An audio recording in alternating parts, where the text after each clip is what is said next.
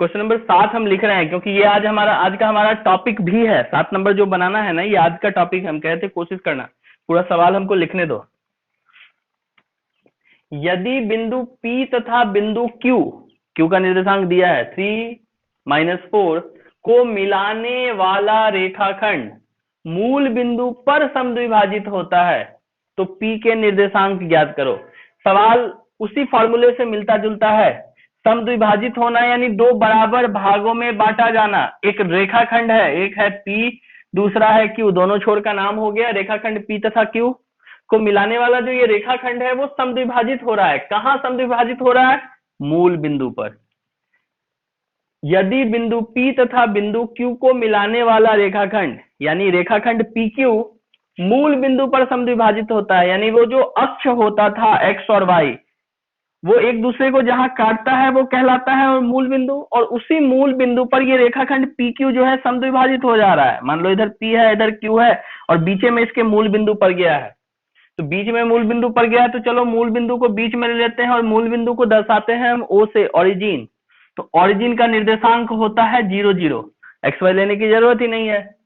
यहाँ का दिया हुआ है 3-4। टेंशन वाली बात यह है कि P का निर्देशांक नहीं दिया, P दिया ही नहीं है। अब क्या करोगे? तो इसी चीज को समझना है कि अभी तक हम इस बिंदु का निर्देशांक निकाल रहे थे, चाहे ये किसी अनुपात में विभाजित हो रहा हो या मध्य बिंदु हो। तो मध्य बिंदु के लिए OXY का फॉर्मूला क्या होता था? बहुत आसान था, x1 + x2/2 और y1 + y2/2, यही था ना मध्य बिंदु निकालने का फॉर्मूला। मध्य बिंदु का मान दिया है और यहां से आंकड़ा गायब कर दिया है। तो इसको हम कैसे बनाएंगे? तो इस आंकड़े को हम जानबूझ के, हम xy भी लिख सकते थे पर हम यहाँ x1 y1 लिख रहे हैं क्योंकि ये x2 y2 का पोजीशन है, तो ये x1 y1 का पोजीशन छोड़ दिए। अब हम फॉर्मूला यही लगाएंगे, मध्य बिंदु वाला जो फॉर्मूला था ना, इसी फॉर्मूले का इस्तेमाल करेंगे। लेकिन आंसर कैसे निकालेंगे उसको सीखो। ऐसा नहीं है कि इसके लिए कोई अलग फॉर्मूला पढ़ना है। आखिर इसका फॉर्मूला पढ़े हैं ना हम सब, इसके बारे में जानते हैं ना हम सब, तो बस उसी फॉर्मूला को लगाएंगे। लेकिन उससे पहले लिख देते हैं, सिंस O PQ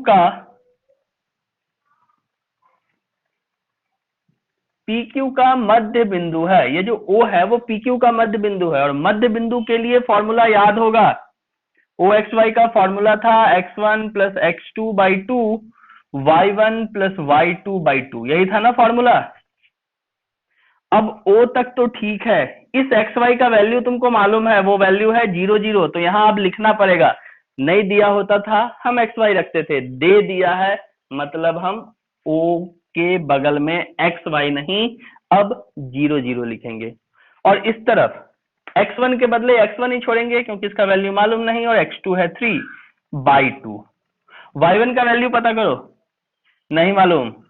y2 का वैल्यू बताओ, -4 और /2। चलो सेमी ब्रैकेट में ही डालते हैं। अब यहां के बाद गेम शुरू होता है। एक लाइन और बढ़ा लेते हैं पहले। O 0 0 x1 + 3/2 y1 -4/2। अब तुमको मालूम है ये x का वैल्यू है और तुमको हम कल ही तुलना करवा के बता दिए थे, ये भी x का पोजीशन है। ये y का है वैल्यू और यही यहाँ वाला y का पोजीशन है। मतलब ये इसके बराबर होगा, ये इसके बराबर होगा, क्योंकि कल हम पूछे थे ये किसका वैल्यू है, यानी यहाँ x होता था तो x का वैल्यू क्या आएगा, तो ये y का वैल्यू क्या होगा, तो ये। तो जब तुमको मालूम है कि ये x वाला है तो चलो x के बराबर कर दिए। अब देखो अब क्या करते हैं, 0 बराबर, ये 0 बराबर x1 + 3/2 और फिर से यहाँ भी तो 0 ही है, तो 0 बराबर y1 -4/2। क्रॉस मल्टीप्लाई करो, 0 से 2 को मल्टीप्लाई करोगे 0 होगा, यानी x1 + 3। 2 से 0 को मल्टीप्लाई करोगे फिर से 0 होगा और ये होगा y1 -4। इस तरह से तुम खुद ही देखो, x1 -3 इधर आ गया ना, और इस जगह y1 माइनस है, इधर आके प्लस हो गया। इसलिए P का निर्देशांक क्या हो जाएगा? x1 y1 लिए थे, x1 का वैल्यू क्या आया, -3, y1 का वैल्यू क्या आया 4। तो इस तरह से p का निर्देशांक मालूम चल गया। तो इस तरह जरूरी नहीं कि हर बार यहां ही कोई वैल्यू आए, कभी कभी यहां ही वैल्यू दे देता है और तब तुलना करना पड़ जाता है कि हाँ क्या होगा। और ऐसे ही सवालों को अब हम सबको बनाना है। वो बेसिक वाला जो था वो कंप्लीट हो गया। ठीक है, चलो आगे चलते हैं। देखो सवाल क्या कहता है। सवाल कहता है यदि ए बी केंद्र सी वाले एक वृत्त का व्यास है, यानी एक वृत्त बनाओ, इस वृत्त का जो केंद्र है उसका नाम ओ नहीं देके इस बार सी दिया हुआ है, और इसका एक व्यास है जिसका नाम हो गया ए बी। ए बी, अब सी, चूंकि व्यास है तो ये तो समझ सकते हो कि व्यास का मध्य बिंदु जो होगा वो सी होगा, क्योंकि सी वृत्त का केंद्र है, और क्या केंद्र जो है वो व्यास के ठीक बीच में होगा, यानी इधर भी त्रिज्या और इधर भी त्रिज्या, तो बराबर दूरी हो गई यानी मध्य बिंदु हो गया। अब ओ सॉरी सी का वैल्यू दे दिया है 2-3, यानी फिर से तुमको मध्य बिंदु का निर्देशांक मालूम है। इसके अलावे बी का निर्देशांक दे दिया है 1-4, और ए का निर्देशांक निकालना है। तो सेम ही सवाल हो गया, इस जगह चिपका लो x1 y1, और चलो इसको बनाने की कोशिश करो उसी तरीके से जैसे अभी पिछला सवाल हम सब बनाए हैं। x1 y1 मान लिए तो लिख सकते हो, चूंकि c ए बी का मध्य बिंदु है, इसलिए सी एक्स वाई बराबर फॉर्मूला हो जाएगा x1 plus x2/2 y1 plus y2/2। और अब वैल्यू रखो, कैसे बनाओगे वो तुम जानते हो, बनाओ इसको जल्दी से। चलो इसके आगे फिर क्या हो जाएगा, c का वैल्यू तो दे दिया है 2-3, तो अब xy लेके नहीं घूमेंगे, और इस जगह फॉर्मूला के हिसाब से पुट करो, x1 ही छोड़ दिए हैं तो x1, x2 के जगह 1/2, y1 तो y1 ही रहेगा, y2 के जगह 4 और बाई 2। तो इस तरह से अब आगे सॉल्व हो नहीं सकता है, तो अब हम फिर यहां से कंपेयर करना शुरू करेंगे, ये दोनों x का वैल्यू और ये y का वैल्यू, इसलिए तो इसको ब्रैकेट में लिखते हैं कि ये भी कोऑर्डिनेट जैसा, निर्देशांक जैसा दिखे। तो देखो इस तरह से अब 2 is equal to x1 plus 1/2 और -3 is equal to y1 plus 4/2, cross multiply करो, 2 और यहां 2, 2 दूना 4, x1 प्लस 1, 3 दूना 6, तो -6 y1 प्लस 4। अब इस हिस्से में सॉल्व करते हैं, तुम देखोगे ये 1 यहाँ प्लस में है, इधर आके किस में बदलेगा, माइनस में, तो 4 - 1 इज इक्वल टू x, यहाँ -6 ऑलरेडी है, ये 4 यहाँ प्लस में है, इधर आके किस में बदलेगा, माइनस में, इज इक्वल टू y1। तो इस तरह से x का वैल्यू हो गया 4 में से 1 माइनस करोगे 3, और y का वैल्यू हो गया -6 - 4 मीन्स -10। तो इसलिए इस बार p नहीं है, a है, तो a का निर्देशांक, a का निर्देशांक क्या हो जाएगा, a का निर्देशांक हो जाएगा x1 y1 3, -10। तो ये हो गया तुम्हारा आंसर। एक सवाल है तुम्हारे सामने में, बस इस क्वेश्चन को समझने की कोशिश करो। कुछ ऐसा कि a है 2,5, b है xy, और बीच में c है कहीं पर, मध्य बिंदु नहीं है, बस c है कहीं पर -1,2, और साथ में कहा जा रहा है जो अनुपात है वो अनुपात, जिसको हम m/n लिख देते हैं, वो है 3:4। इतनी चीजें दी गई है, तो तुमको कहता है तो b का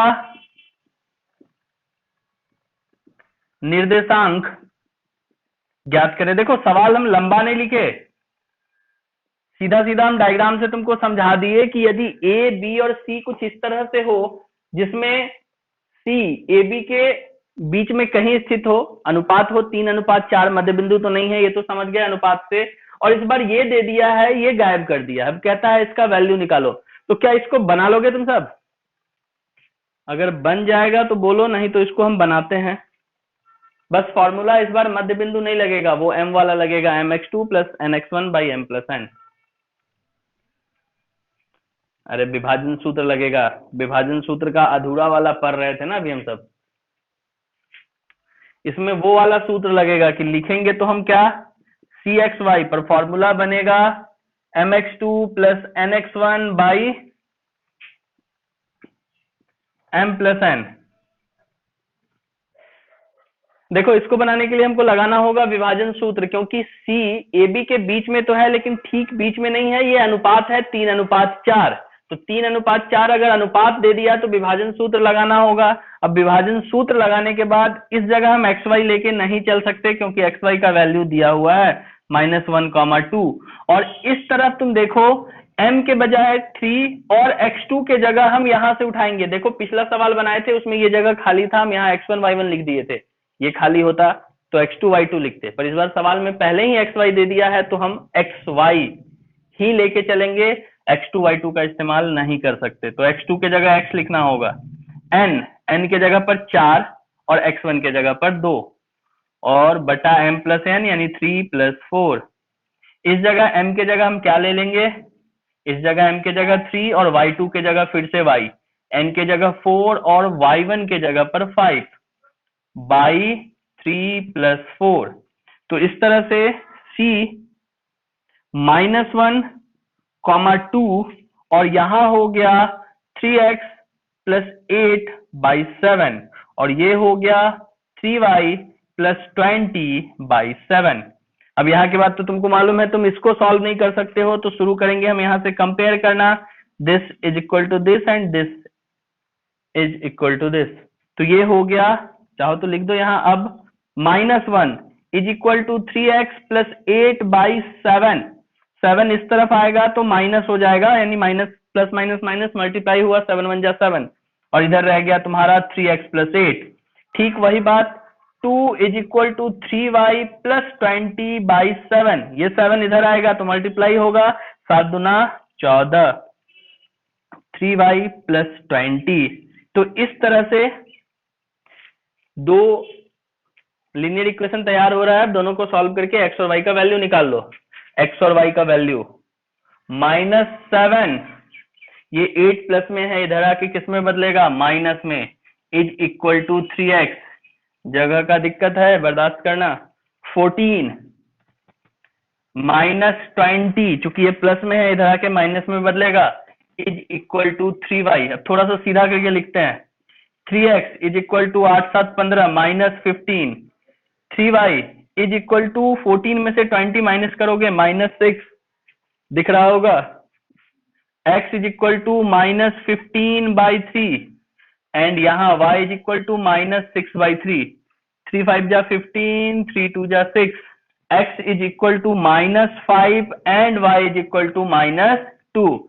इस तरह से b का निर्देशांक क्या हो जाएगा, b का निर्देशांक बराबर -5, -2, ये हो गया तुम्हारा आंसर। कोई तकलीफ? कल के क्लास में जो हम सब सीखेंगे वो क्या होगा कि ये और ये तीनों निर्देशांक दिया होगा, इसको गायब कर दिया होगा, यानी उन सवालों में हमको mn निकालना है। तो उन चीजों को हम सब अगले क्लास में सीखेंगे।